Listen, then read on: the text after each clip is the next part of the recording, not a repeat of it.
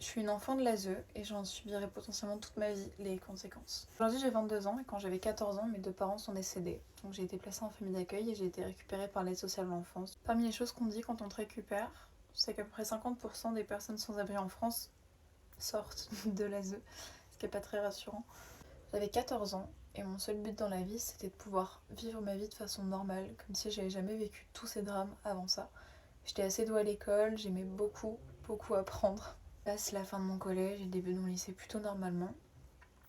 Et à la fin du lycée, tout commence un peu à s'écrouler parce que l'ASE décide de plus s'occuper de moi, alors que j'avais le contrat jeune majeur qui les forçait du coup à s'occuper de moi.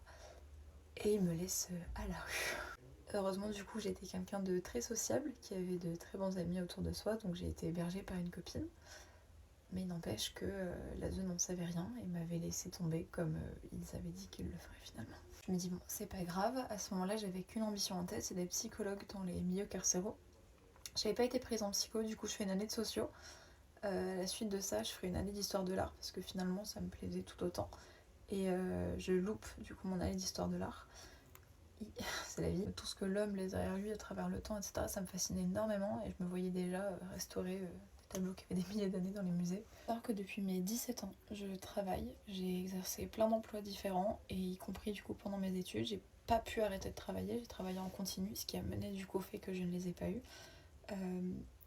J'ai dû travailler juste pour avoir un toit sur ma tête, pour pouvoir me nourrir décemment, me vêtir, malgré toutes les complications que ça pouvait me donner. Et il y a un an, l'éducation publique a décidé de me fermer les portes. Du coup, j'étais boursière, échelon 7, donc en gros, je gagnais 593 € par mois, ce qui, vous vous doutez bien, ne suffit pas. Je suis dans une grande ville à se nourrir et à se loger, enfin, ça ne me convient pas. Et donc, j'avais un travail sur cette année-là. Sauf que j'avais une heure qui dépassait sur mes TP. Pour ceux qui savent pas comment ça marche, quand tu vas pas au TP, tu perds tes bourses. Du coup, ils te les retirent. Donc j'ai pas trop le choix, j'étais obligée de faire en sorte que cette heure-ci ne dépasse pas de ce TP et donc j'ai demandé un aménagement à la fac. Vous vous doutez bien, on me l'a refusé. On m'a expliqué que les bourses servaient à ce que les étudiants se consacrent uniquement à leurs études et n'aient pas besoin de travailler. C'est à quoi on a rajouté que j'avais qu'à demander de l'aide à mes parents. Vous vous doutez que je leur ai expliqué la situation, en leur disant que mes parents du coup étaient décédés et que je n'avais d'aide de personne. Ce à quoi ils m'ont dit bon bah tant pis. Et donc j'ai quitté la fac. Malgré tout ça, j'ai la chance aujourd'hui d'avoir un travail avec une équipe que j'affectionne particulièrement. Mais j'ai quand même pas pu faire ce que je voulais. J'ai pas pu être psy, j'ai pas pu non plus restaurer des œuvres d'art, j'ai rien pu faire. J'ai pas pu enseigner, j'ai rien pu toucher de ce que je voulais toucher en fait, ne serait-ce que du bout des doigts. Et du coup aujourd'hui j'ai pas trouvé le sens à ma vie.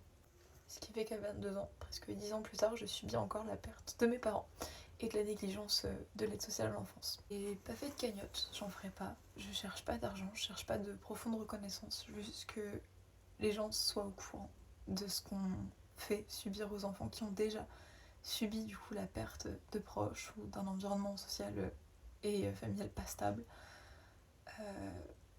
On prétend vouloir donner des chances à ces enfants et en fait on les pousse encore plus vers le bas. J'ai pas choisi d'avoir cette vie-là, c'est je subis tout depuis que je suis jeune, hein, malheureusement. Et conclusion, on a laissé une enfant ne jamais exercer ses rêves et ne jamais permettre ne serait-ce que de voir un petit bout de ses rêves, puisque elle ne pourra jamais vivre comme les autres, parce qu'elle n'a pas les ressources pour vivre comme les autres.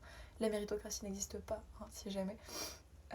Étant donné que j'ai tout donné, j'ai validé ma première année de socio à 14 de moyenne, j'ai toujours eu des moyennes exceptionnelles, j'ai eu mon bac avec mention, enfin j'ai toujours tout donné pour réussir dans ma vie. Et tous les jours je vois un peu plus le fossé entre ce que je voulais faire et ce que je suis aujourd'hui, grandir et grandir et grandir, et c'est super démoralisant parce que je vois tous mes proches avec leur famille évoluer, avoir des opportunités du coup plus grandes que les miennes et je me sens pas évoluer, je me sens pas bien du coup dans ma vie. Et je trouve ça important d'en parler. Bisous.